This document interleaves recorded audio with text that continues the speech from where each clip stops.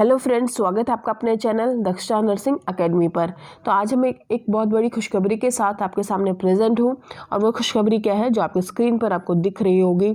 AIIMS ने not set 2021 का advertisement दे दिया है। हाँ जी फ्रेंड्स, आपने सही सुना है कि जो एम्स नोट सेट 2021 है वो जल्द ही एग्ज़ाम होने वाला है, कंडक्ट करने वाला है एग्ज़ाम। जो जिन स्टूडेंट्स जो अभी तक वेट कर रहे थे कि एम्स का एग्ज़ाम होगा कि नहीं होगा, नोट से दोबारा एग्ज़ाम कंडक्ट करेगा, किस टाइम करेगा, नेक्स्ट ईयर होगा या फिर पोस्टपोन हो गया, कैंसिल हो गया, उन सभी के क्वेश्चंस के आंसर आज हमें मिल गए हैं। तो फाइनली नोट सेट 2021 कंडक्ट होने जा रहा है। कब होगा वो अभी हम आगे देखते हैं। तो उससे पहले सभी बच्चों को जिन स्टूडेंट्स ने अपनी तैयारी कर रखी होगी उनके लिए तो बहुत बड़ी खुशखबरी है।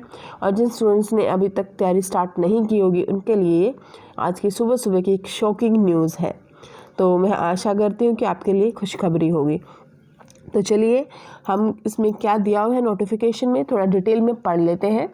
सबसे पहले जो एम्स का नोट सेट 2021 है वो कंडक्ट होने जा रहा है।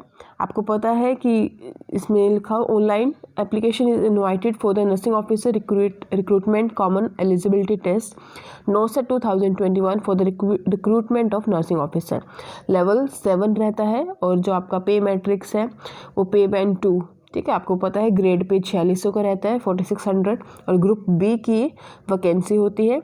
इसमें एम्स न्यू दिल्ली के साथ साथ बाकी एम्स भी इसमें एक साथ ही वैकेंसीज अपनी फिल करते हैं, ठीक है। तो जिन स्टूडेंट्स को नहीं पता तो नॉर्सेट क्या है, कॉमन एलिजिबिलिटी टेस्ट है जिसमें सभी जो जितने भी एम्स हैं सभी एम्स एक साथ ही एक ही एग्ज़ाम कंडक्ट करवाते हैं। एक ही एंट्रेंस टेस्ट होता है सभी एम्स में पोस्ट पाने के लिए, ठीक है। तो ये नॉर्सेट हमारा ये चीज़ होती है।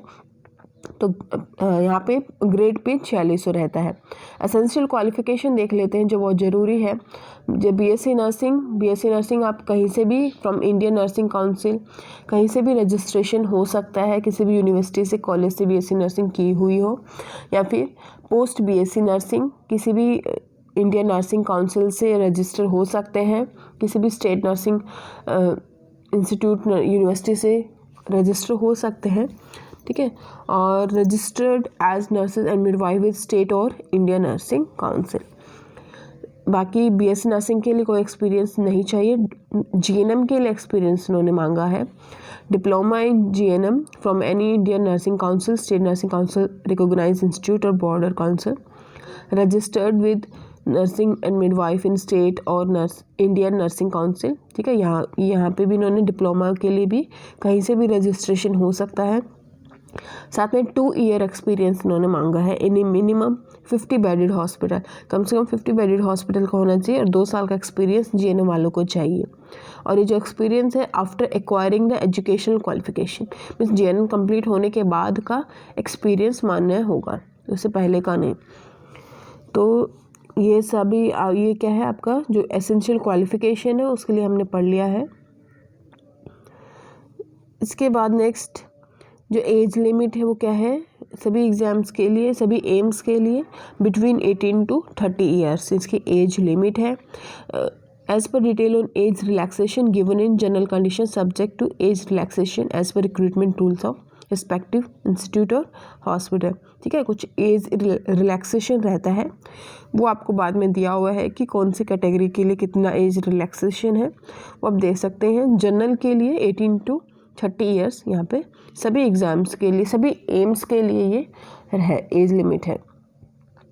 All age shall be counted on the last date of closing of application form, ठीक है। जो एज कब तक काउंट होती है, जो लास्ट डेट है एप्लीकेशन फॉर्म वहाँ तक ये इसको काउंट करते हैं। एप्लीकेशन फ़ीस इन्होंने इस बार जो जनरल और ओबीसी कैंडिडेट के लिए एप्लीकेशन फ़ीस कितनी है, ₹3000 ओनली। SC/ST और EWS कैंडिडेट के लिए ₹2500 और जो डिसेबिलिटीज़ है पर्सन विद डिसेबिलिटीज़ उनके लिए कोई फ़ीस नहीं है, they are exempted from the fee. अब फ़ी है वो कैसे कर सकते हैं, डेबिट कार्ड और क्रेडिट कार्ड या फिर net banking transaction processing fee. If applicable, if any as applicable, ठीक है। तो डेबिट कार्ड, क्रेडिट कार्ड से आप अपनी पेमेंट कर सकते हैं। एप्लीकेशन फ़ी एक बार सबमिट, अगर फॉर्म सबमिट हो गया तो उसके बाद आपको वापस नहीं मिलेगी। ये सभी जो नॉर्मल है कंडीशन वो आपको पता होती हैं। उसके बाद आपका जो ऑनलाइन CBT एग्ज़ामिनेशन, ये मैं आपको सबसे पहले बता देती हूँ वो कब होने जा रहा है। 20 नवंबर 2021, हाँ जी 20 नवंबर 2021 सैटरडे है उस दिन आपका एग्ज़ाम होने वाला है। बहुत कम टाइम है आपके पास, सिर्फ 1 मंथ ही है। तो जल्दी कीजिए, जिन्होंने अपनी अभी स्टार्ट नहीं की है, थोड़ी थोड़ी प्रिपरेशन करना स्टार्ट कर रहे हैं, वो अपनी और जी जान लगा दे अपना, तो अपना पूरा आपको 100% देना होगा। तो जनरल कंडीशंस आपको पता है, मैं सभी रीड करके नहीं बताऊंगी, जो मेन है वो आपको मैं बता देती हूँ। जैसे सेकंड पॉइंट में क्या लिखा हुआ है कि online application can be done through AIIMS website. AIIMS की वेबसाइट से आपको ऑनलाइन एप्लीकेशन करना है। एम्स का पोर्टल आपको ओपन करना है, वहाँ पे आपको लिंक मिल जाएगा। और कब से कब तक है? 16, सेकेंड पॉइंट में देखिए 16 अक्टूबर 2021 टू 30 अक्टूबर, ठीक है। सिर्फ 15 दिन का उन्होंने टाइम दिया है, अप टू 5 PM।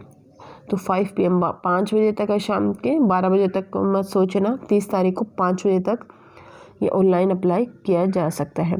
और उसके बाद no document including registration slip online application form are required to be sent in physical form.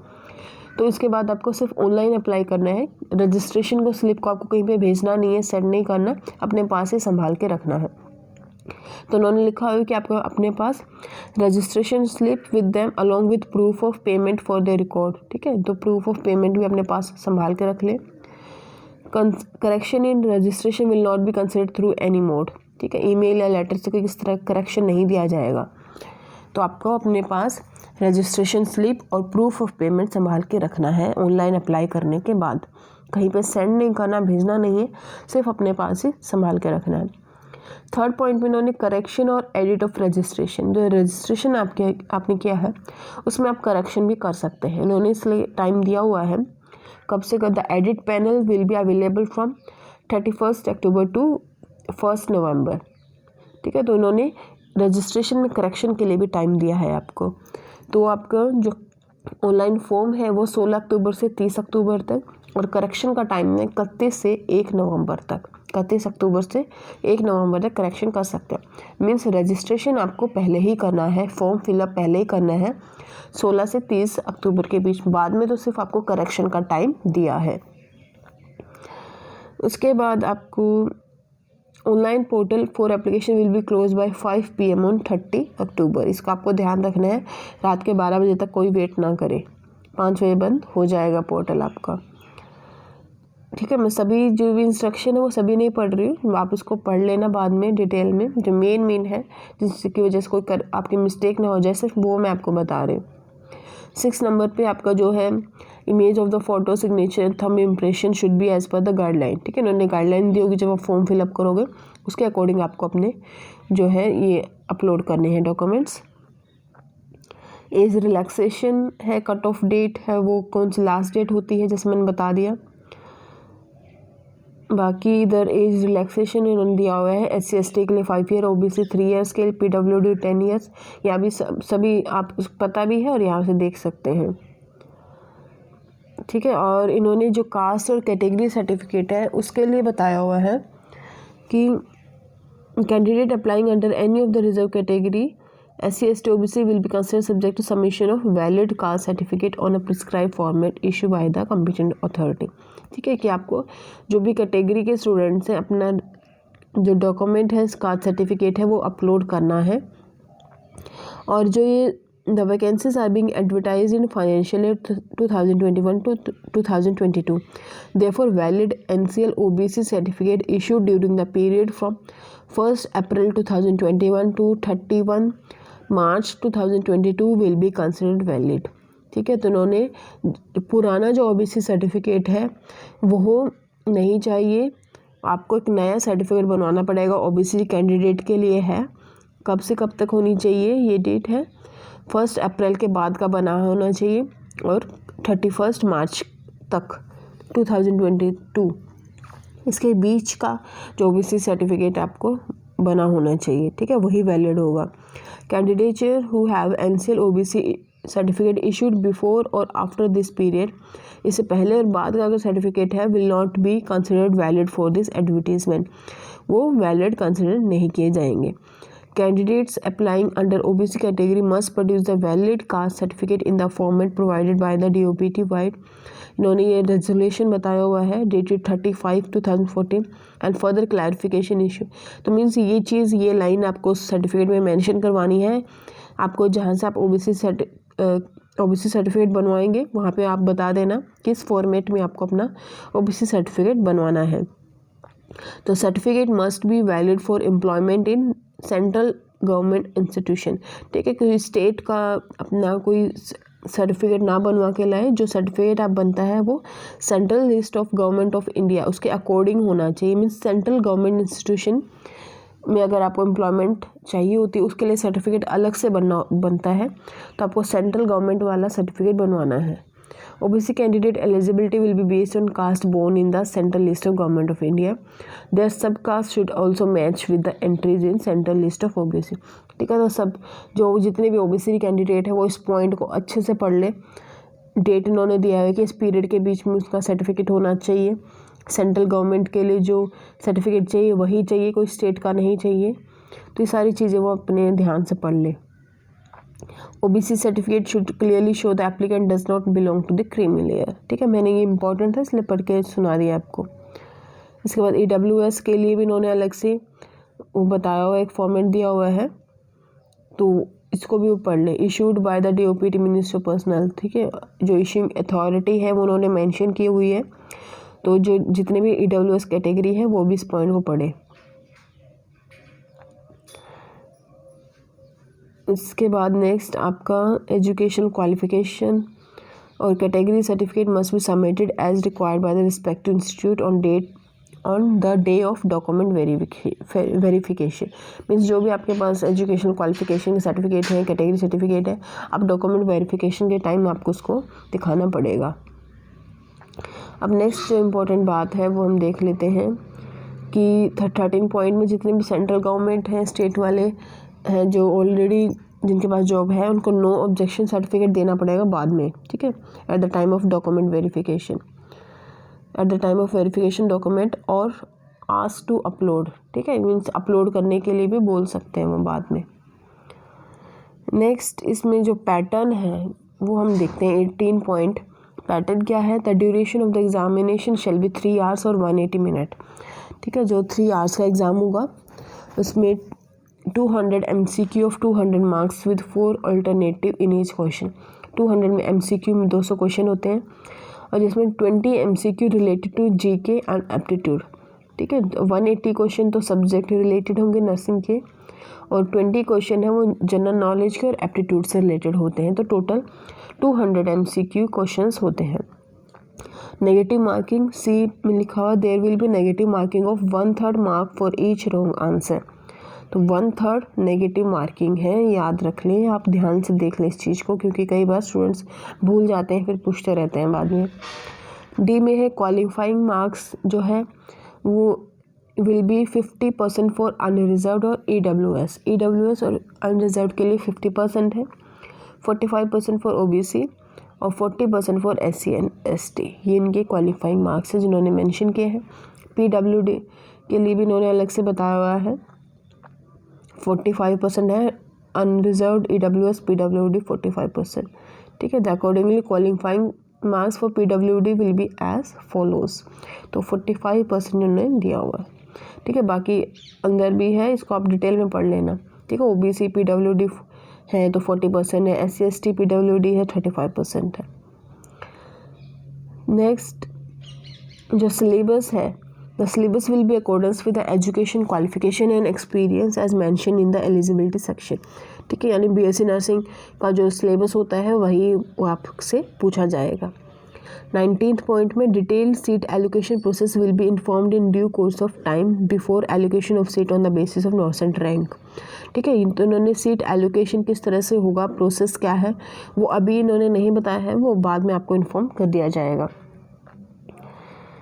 इसके बाद 20 all candidates who wish to apply for the recruitment on the post of nursing officer as per above detail, they are required to apply online for the NOCET examination conducted by AIIMS New Delhi on the website. ठीक है, जो AIIMS new Delhi की website है वहाँ से आपको अपना form online apply करना है.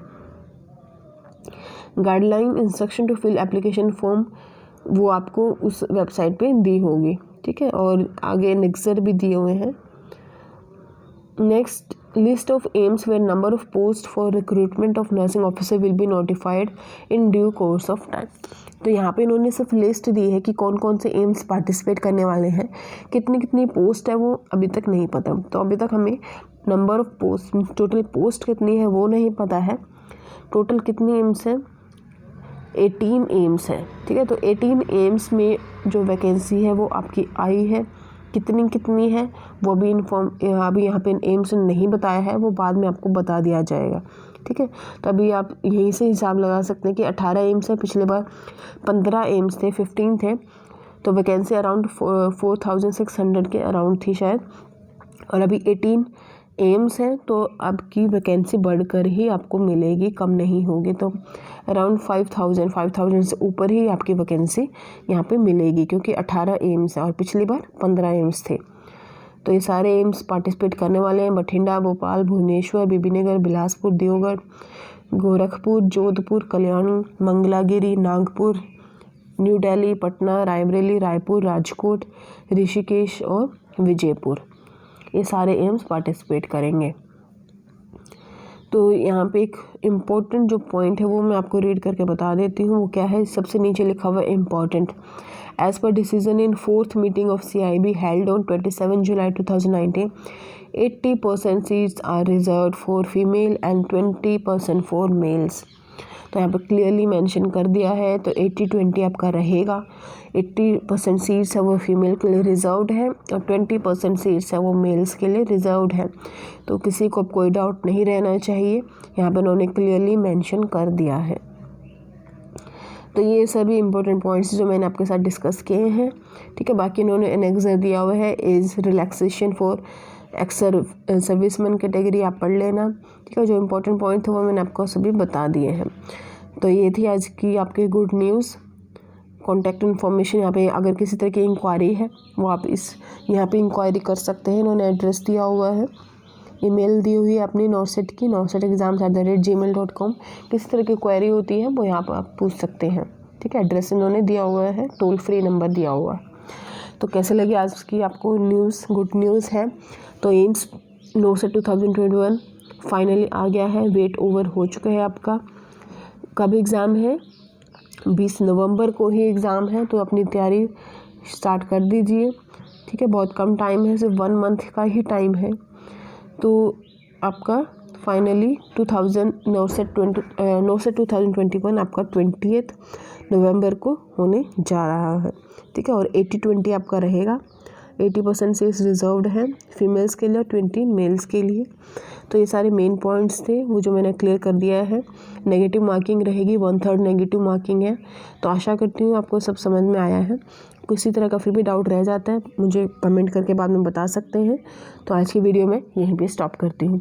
Thank you so much.